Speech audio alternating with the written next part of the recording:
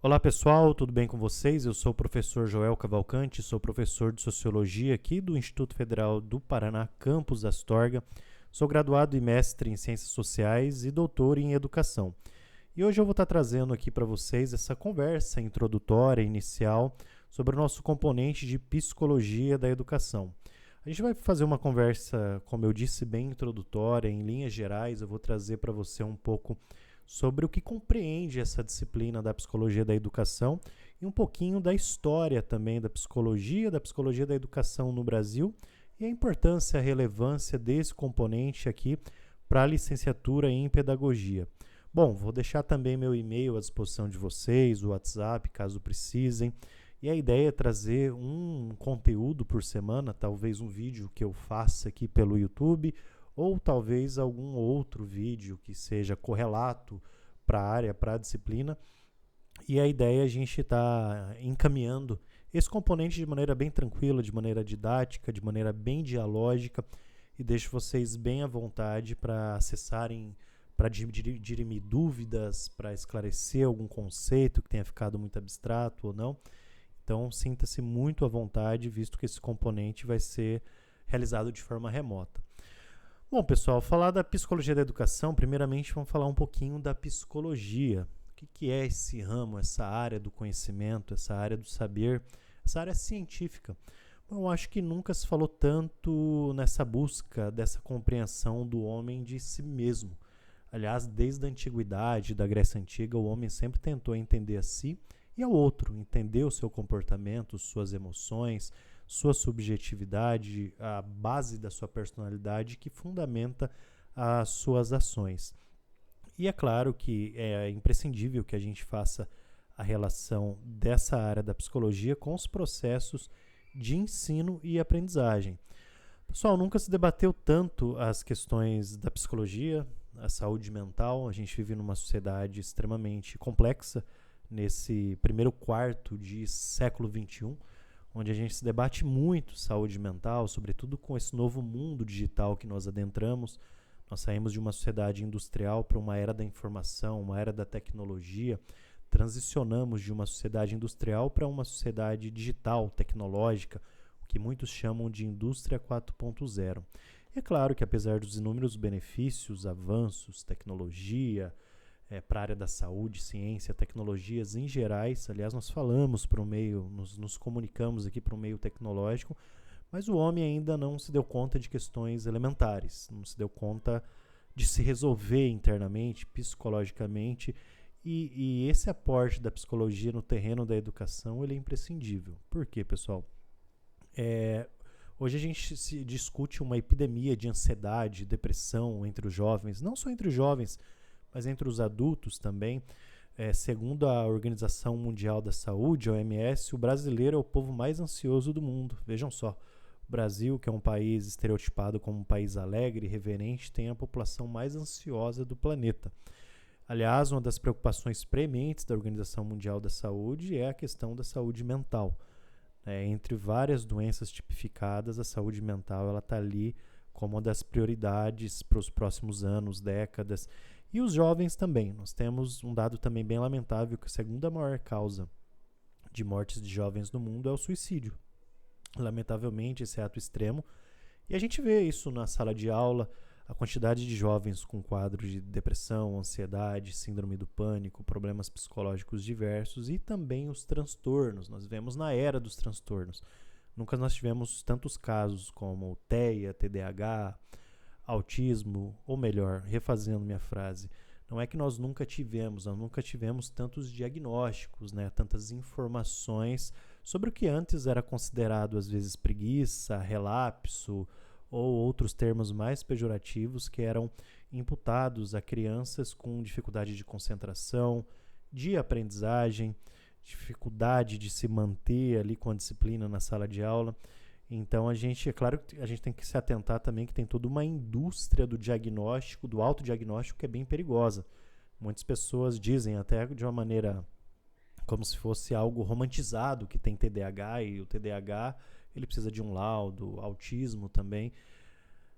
Visto toda essa profusão de questões nesse novo mundo, essa nova sociedade de excesso de telas que a maioria de nós estamos expostos, sobretudo crianças, adolescentes, esses novos desafios da educação, falar sobre psicologia da educação é fundamental. Acho que vocês acompanharam que recentemente os celulares foram proibidos em escolas públicas brasileiras de educação básica e isso já surtiu um resultado imediato nas escolas. Nós percebemos em sala como o rendimento dos alunos está sendo bem mais eficaz.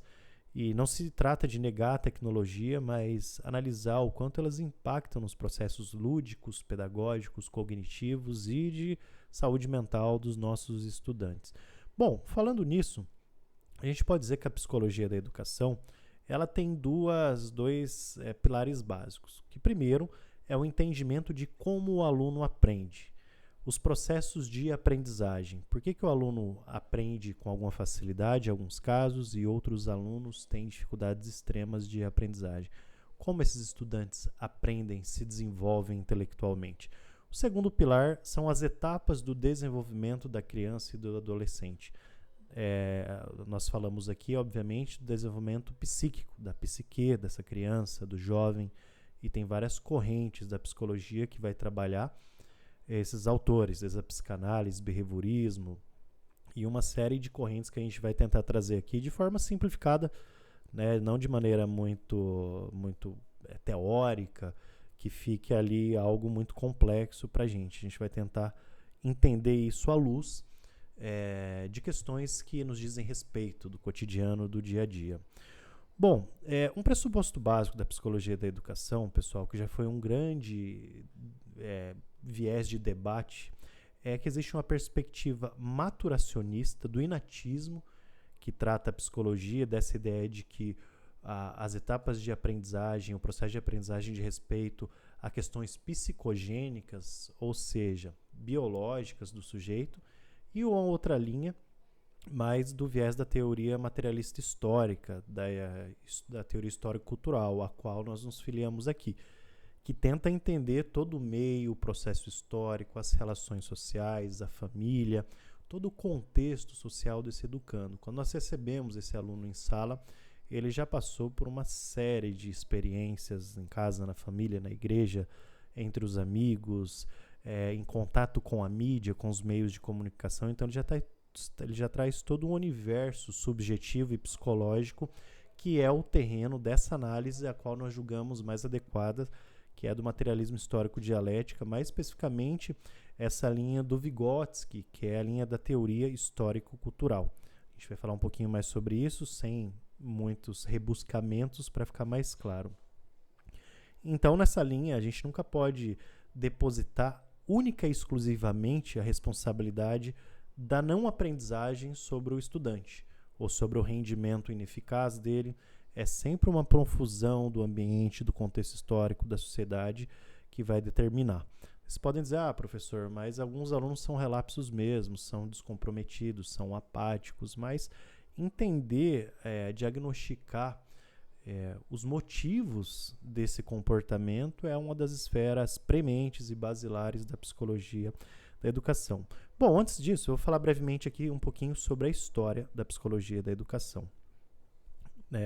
Como eu disse, desde a antiguidade o homem tentou se entender, seus processos mentais, a alma, o espírito humano, a sua relação com o próximo. Isso desde os gregos, na Grécia Antiga. Você tinha lá o Sócrates, que é considerado o pai da filosofia, uma frase muito emblemática que dizia que conhece-te a ti mesmo, que o segredo da sabedoria e do entendimento é olhar para dentro. É o processo dialógico de um com o outro, e também o processo dialógico de nós conosco mesmo, sem querer ser redundante. Então, Sócrates tinha um conceito da maiêutica, que significa o parto das ideias, né? Ele fazia uma relação ao parto, que a verdade está dentro de nós, né? E essa verdade tem que ser bem analisada.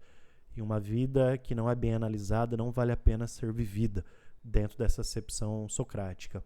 O Platão, também grande filósofo, trabalhou a concepção de que existem dois mundos, o mundo físico, sensível, e o mundo das ideias, né? Que a gente tem apartado corpo e alma, e que a busca das verdades e da sabedoria seria por meio desse mundo inteligível, né, que seria o mundo, esse processo da alma do sujeito. Mas, enfim, divagações filosóficas à parte, o homem sempre se pensou, mas foi a partir do século XVII, XVIII, com a Revolução Científica, com a Era da Razão, quando o homem começa a buscar as respostas para o cosmos, para o universo e também para si, quando ele muda de uma concepção teocêntrica, em que os deuses explicavam tudo, para uma reversão antropocêntrica. Ele começa a se olhar, tentar se entender, o homem como medida de todas as coisas, e ele começa a buscar, primeiramente, o desenvolvimento das ciências naturais, a biologia, a física, a química. Aliás, o século XVII, XVIII foi o século da primazia das ciências da natureza.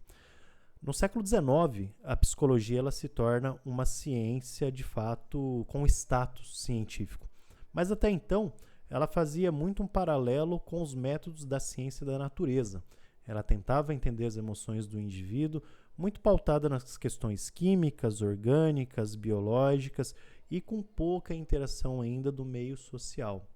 Somente com a escola russa, a qual nos filiamos aqui, com Luria, Leontiev e, sobretudo, Vygotsky, você começa a entender o sujeito como um produto histórico, como um produto do seu tempo, como um produto do meio social em que ele vive.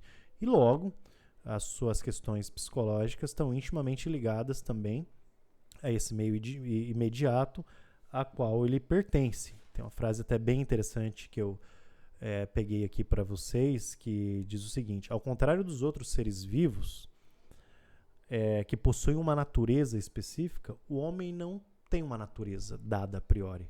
A natureza do homem é história. Vamos simplificar essa frase. Todos os seres vivos têm uma natureza. A planta vai se constituir como uma planta em qualquer lugar do mundo, desde que ela tenha condições orgânicas para crescer. Um animal também, um cachorro, um gato, um bicho silvestre, ele vai se constituir da mesma forma em qualquer canto do globo, desde que ele tenha condições químicas, físicas e biológicas para crescer. O ser humano não. O ser humano ele não tem uma natureza específica. Ele nem se torna humano se ele não for criado ao lado de outros humanos. Tem um filme muito interessante que se chama o Menino Selvagem, que é a história real de um menino que foi encontrado numa selva, numa floresta da França, com 3, 4 anos e foi criado pelos animais, e ele não desenvolveu sua humanização. Ele não falava como nós, ele balbuciava sons parecidos, os sons dos animais com os quais o adotaram. Ele não andava com os 2 pés, com a postura ereta, ele não era bípede, ele andava como um macaco, apoiando as mãos no chão. Então, a própria humanização do sujeito, ela não é dada a priori. Ela precisa do outro, ela precisa de uma cultura, de uma história, ela precisa, o homem enquanto ser gregário social, ele precisa estar em contato com os outros seres humanos.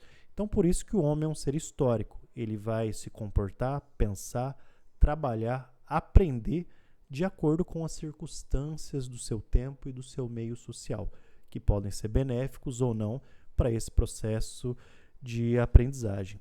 Bom, dito isso, a psicologia da educação vai chegar aqui no Brasil com mais ênfase ali no começo do século XX. Na década de 1920, o Brasil estava começando a debater muito a instrução, a educação pública. Nós estávamos uma avançada expansão industrial urbana brasileira, e ali a escola era evocada como uma fonte de progresso, como uma fonte de formação moral do sujeito, como uma fonte de cidadania. Embora a educação era disputada pelos grupos. Você tinha um grupo ali dos privatistas e que defendiam uma educação religiosa, uma educação voltada a um sujeito mais tecnicista, e você tinha também alguns intelectuais inspirados na chamada Escola Nova, inspirados no psicólogo americano John Dewey, que é um psicólogo bem importante, que foi ali o precursor da chamada Escola Nova.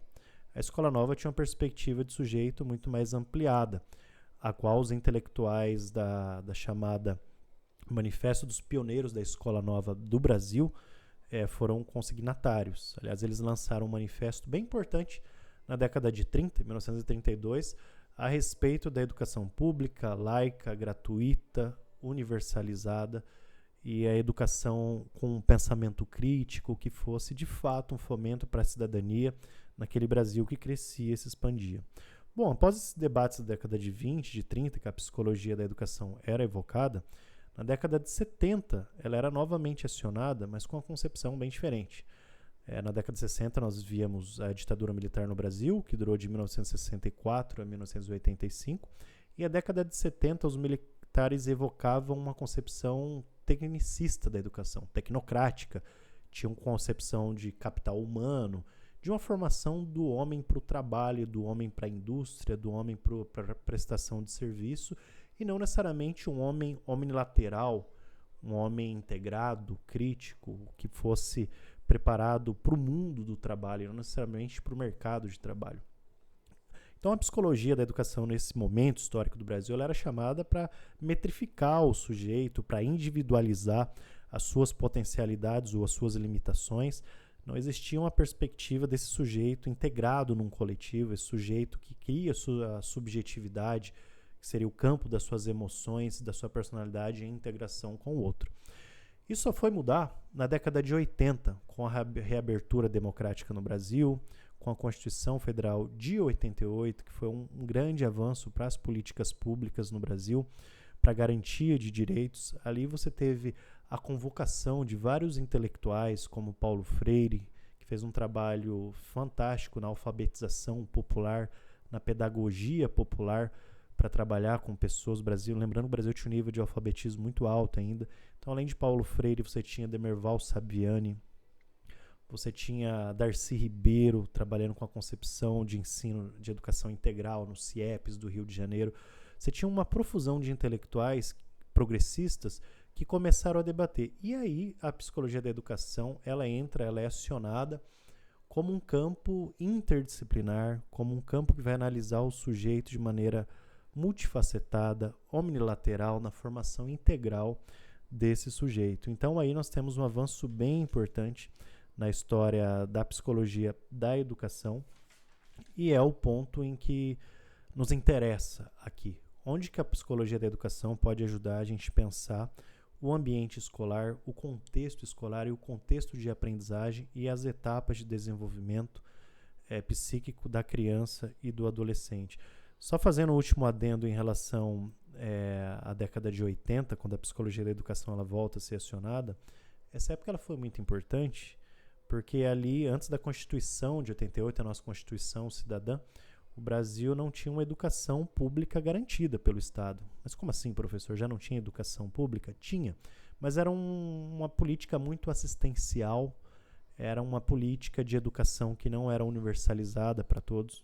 Não sei se vocês se recordam, os pais ou avós de vocês dizendo que para ir para a escola tinha que andar 10, 20 quilômetros na zona rural, andar de sítio, ia a cavalo, ia a carroça.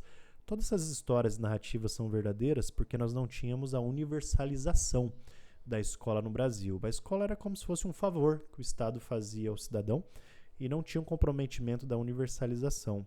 A partir da Constituição de 88, a educação tornou-se um direito obrigatório. Veja, a gente está falando de nem 40 anos que a educação é um direito básico das crianças, adolescentes, é uma obrigatoriedade, né, do Estado e da família ter o seu filho, o seu educando ali numa comunidade escolar, com merenda, com assistência, com seus direitos. A Constituição de 88 deu base também para o ECA, que é o Estatuto da Criança e do Adolescente, que surgiu em 1990, garantindo direitos básicos da criança, do adolescente, como alimentação, moradia, educação, respeito. Então, a infância no Brasil ela foi ressignificada com a Constituição de 88 e com o ECA e depois, posteriormente, com a Lei de Diretrizes e Bases, com a LDB, em 1996, foi um documento importante também para as conquistas da educação.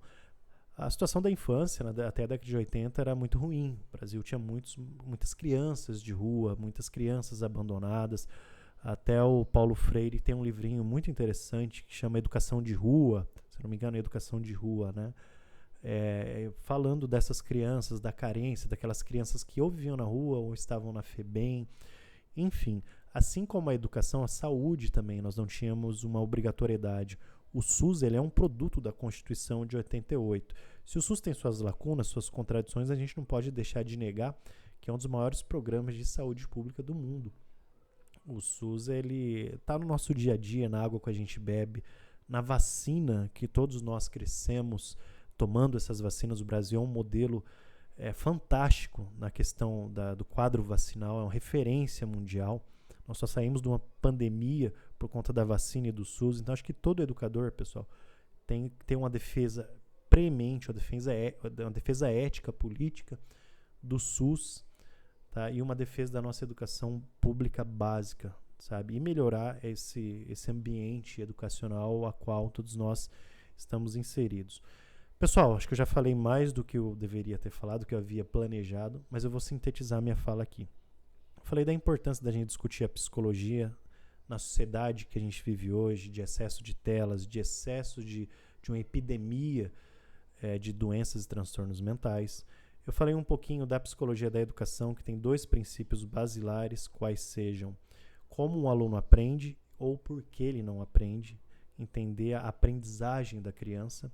O segundo pilar são as etapas do desenvolvimento dessa criança, do desenvolvimento psíquico, que é orgânico também, mas é social. Nós falamos da perspectiva da psicologia da educação a qual nós nos filiamos, que o homem é um ser histórico, é um ser cultural, e que para entendê-lo no seu campo subjetivo é preciso entender esse meio. Para entender o seu aluno é preciso entender toda essa teia de relações que ele está envolto, que se desenvolve antes dele chegar na escola. E falamos também um pouquinho sobre a história da psicologia da educação aqui no Brasil, enfocando 3 momentos, quais sejam o momento ali das discussões da década de 20 e 30, no século XX, da Escola Nova, do Manifesto dos Pioneiros da Educação Nova, na década de 70, naquela concepção tecnocrática dos militares, e na década de 80, que a gente pega ali a Constituição de 88, nós pegamos também a criação do Estatuto do ECA, LDB, e toda uma discussão mais progressista de intelectuais da psicologia da educação muito mais comprometidos com essa visão omnilateral do sujeito. Bom, é isso. Estou aqui aberto a críticas, questionamentos, espero que vocês tenham entendido e acompanhado até aqui e me coloco à disposição. Vou colocar algumas atividades também iniciais ali na Classroom, no nosso ambiente virtual, para a gente ir começando a aquecer os motores para essa disciplina que é muito importante para a formação de vocês. Obrigado e até a próxima.